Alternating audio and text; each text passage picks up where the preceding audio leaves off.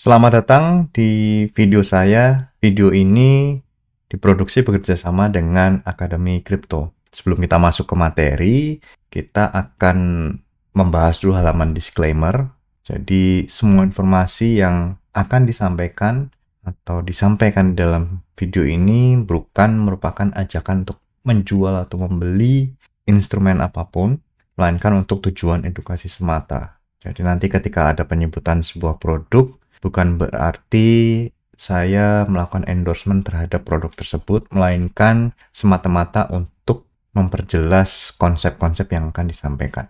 Nah, kali ini videonya berjudul Intro to UTXO Model atau pendahuluan agar kita memahami satu konsep yang namanya UTXO. UTXO ini merupakan model accounting yang dipakai di Bitcoin. Jadi kalau Anda pernah membuat transaksi Bitcoin atau pernah melihat transaksi Bitcoin, itu artinya Anda sedang mengamati atau sedang membuat transaksi yang berbasis UTXO, Unspent Transaction Output. Nah, itu singkatannya UTXO.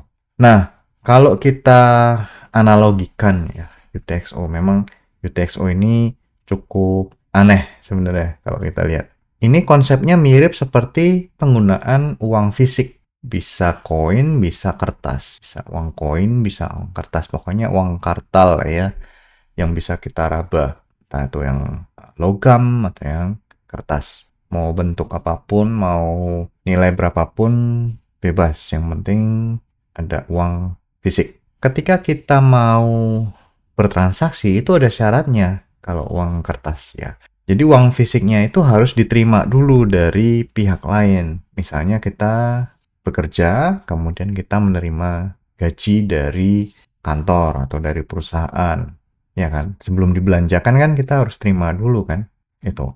Atau ketika kita mendapatkan itu dari percetakan langsung, misalnya Peruri atau dari Bank Indonesia misalnya. Nah, itu bisa. Jadi dua peluang, dua kemungkinan. Apakah kita menerima itu dari perusahaan atau menerima dari orang lain, atau kalau kita masih sekolah kita menerima dari orang tua, atau kalau kita mengambil ATM, misalnya ATM Bank Indonesia dan kita andaikan gitu ya. Nah, itu juga bisa terjadi. Artinya uangnya baru sama sekali, belum pernah dipakai. Nah, kalau uang yang kita terima dari perusahaan kan uangnya lama ya. Ya, meskipun itu bentuknya baru, tapi kita anggap, asumsikan ini uang lama yang sudah pernah dipakai. Kemudian kalau kita mau berbelanja, misalnya ke supermarket, itu kita harus pilih dulu mana yang akan kita belanjakan. Uang fisik mana yang akan kita belanjakan. Misalnya kalau kita mau membayar senilai Rp25.000 misalnya, itu kita bisa ambil 20 ribuan satu lembar, kemudian 5 ribuan satu lembar. Atau 10 ribuan 2 lembar, 5 ribuan 1 lembar. Alternatifnya ada juga 50 ribuan 1 lembar, nanti kita akan dapat uang kembalian.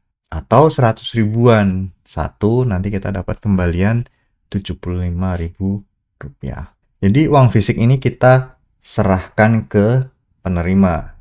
Artinya kan terjadi penyerahan barang. Jadi kita tidak bisa, kalau misalnya kita membayar dengan uang 50 ribuan untuk membayar 25 ribu kan kita nggak bisa potong, kita nggak bisa sobek menjadi dua bagian, kemudian satu bagian kita serahkan ke penerima, kan tidak bisa. Yang bisa kita lakukan adalah uang satu lembar 50 ribuan itu kita serahkan, kemudian si penerima akan menyerahkan kembali uang kembalian sebesar Rp25.000. Artinya yang Rp50.000 tadi harus 100% dihabiskan.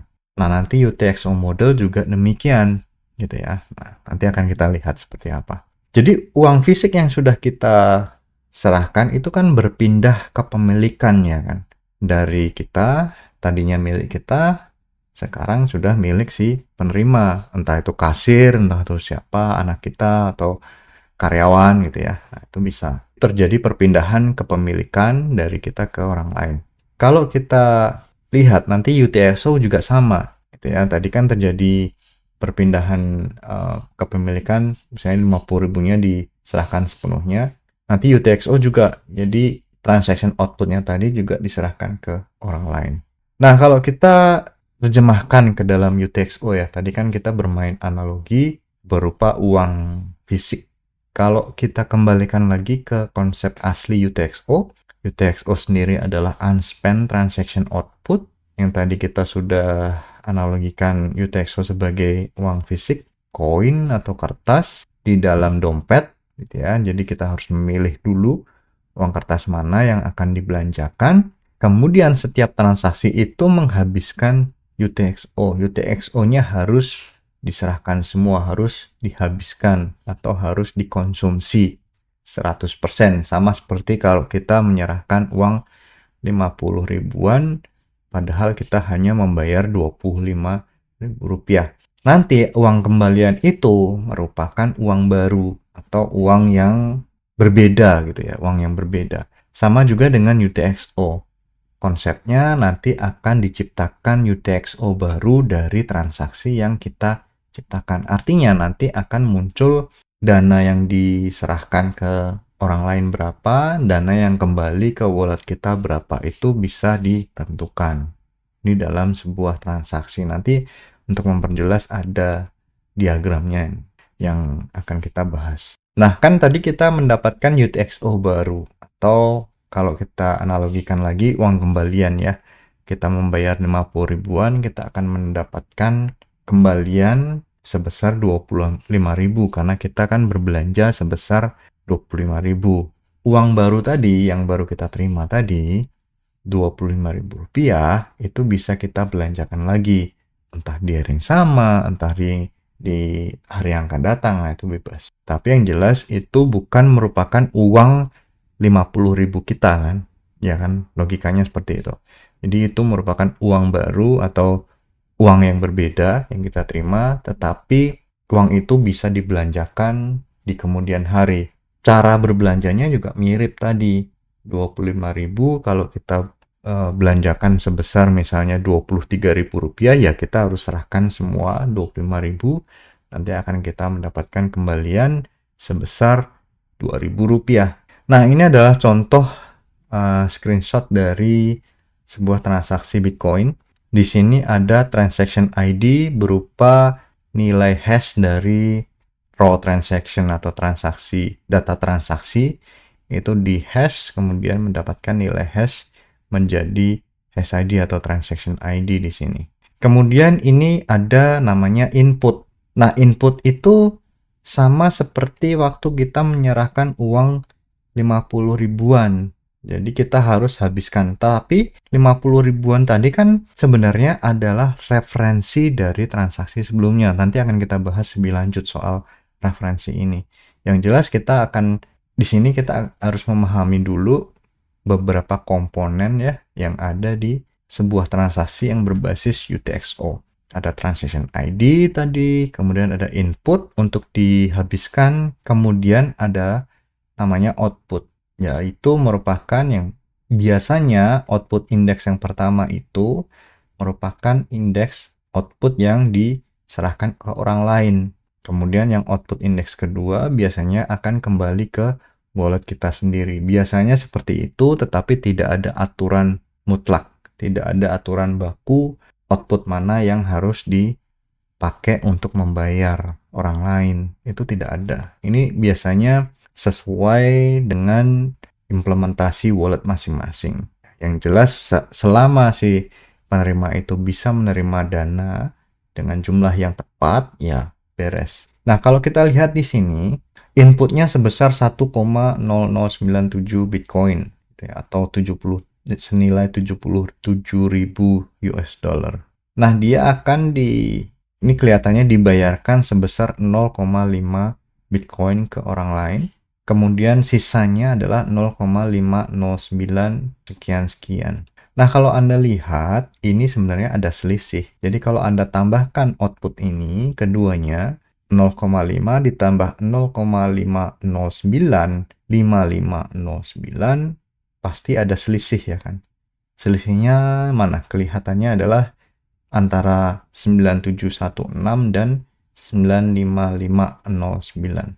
Jadi selisih tadi akan diambil oleh miner sebagai biaya transaksi gitu atau fee. Jadi ini fee-nya adalah 0,000166600. Jadi mestinya kalau dua output ini ditambahkan fee akan menghasilkan input. Biasanya seperti itu. Tapi silahkan dicoba sendiri, dibuktikan sendiri. Jadi sebenarnya fee-nya itu tidak disebut di sini. Biasanya kalau di transaksi Bitcoin, fee-nya itu tidak disebut secara eksplisit. Dia merupakan pengurangan dari input dikurangi total dari nilai output. Akan mendapatkan fee. Nah, itu caranya untuk menghitung berapa nilai fee dari sebuah transaksi Bitcoin. Nah, kalau meskipun di sini ada detailnya ya, tapi ini merupakan penghitungan atau hasil perhitungan dari Bitcoin Explorer, bukan dari transaksi aslinya. Jadi transaksi aslinya tidak ada. Nah, kalau kita lihat di sini UTXO di transaction sebenarnya mirip juga ya. Jadi ada input, kemudian ada output ya. Ternyata di sini ada dua output 0 dan output 1. Nah, output 0 ini dibelanjakan di TX1, sementara output 1 dibelanjakan di TX2 sebagai input. Jadi yang tadi output akan bertindak sebagai input di transaksi baru. Demikian juga dengan output 1 akan bertindak sebagai input di TX2. Ya, nanti dia akan menghasilkan output 0 di TX1, kemudian output 0 sama juga akan bertindak sebagai input di transaksi berikutnya. Ini kan sama seperti uang tadi, uang fisik tadi ya. Dari yang 50.000 kita belanjakan 25.000 ke orang lain, kita akan dapat kembalian 25.000, kemudian 25.000-nya kita belanjakan sebesar 23.000, kemudian kita akan mendapatkan kembalian Rp2.000. Rp2.000 tadi akan kita bayarkan ke tukang parkir. Jadi habis uangnya gitu. Nah, kalau kita lihat di sini struktur transaksi di UTXO kan kita bisa lacak histori dari transaksi Bitcoin. Ini kan jadi kelihatan. Output 0 itu yang kalau misalnya di sini ya. Di sini artinya kita bisa melihat kembali ke transaksi atau histori transaksi sebelumnya. Karena di sini ada dua input ya kan. Input 0 dan input 1. Keduanya kita bisa lacak kembali. Oh, ternyata di TX4 dan TX5 itu merupakan input yang sama di sini TX2. Bisa jadi ini dimiliki oleh wallet yang sama. Jadi TX2 ini hanya memecah dana gitu ya, kemudian dibelanjakan di TX6. Ya, seperti itulah metode sederhana ya untuk menganalisis transaksi di Bitcoin dengan metode UTXO. Karena Bitcoin itu metodenya UTXO. Jadi seperti ini. Nah, kemudian tadi sebuah input itu merupakan referensi. Ya, jadi kalau Anda mau menghabiskan sebuah output itu merupakan, jadi Anda harus menyebutkan transaction ID dulu, kemudian indeksnya. Jadi output index 0 ini. Jadi transaksinya nilai hashnya berapa, kemudian indeks outputnya. Nah, kalau masih ingat ini nilainya setengah Bitcoin. Nah, itu model referensinya. Jadi formatnya atau rumusnya adalah transaction ID titik 2 output index. Biasanya seperti itu kalau kita mau melakukan programming manual ya, rumusnya seperti ini. Tapi nanti kalau di transaksi mentahnya ya tidak seperti ini nanti. Nah, seperti ini nanti jadi kalau transaksi mentahnya. Kita akan singkat saja ya. Jadi ini inputnya, transaction ID disebutkan, kemudian indeksnya 0, ini tempat tanda tangan, dikosongin dulu karena kita belum tanda tangan. Kemudian kalau kita lihat outputnya, oh ternyata ini nilainya berapa, kemudian ini adalah formula. Ini formula. Kita nggak akan bahas di sini, tapi yang jelas sementara ini diterima dulu ya. Formula, kemudian output indeks kedua. Jadi jumlahnya berapa, kemudian ini formula. Jadi ini adalah bentuk dari raw transaction. Jadi, bentuknya seperti ini. Sampai di sini video saya kali ini. Mudah-mudahan ada pengetahuan atau ilmu baru yang bermanfaat buat kita semua. Sampai jumpa di video-video berikutnya. Terima kasih.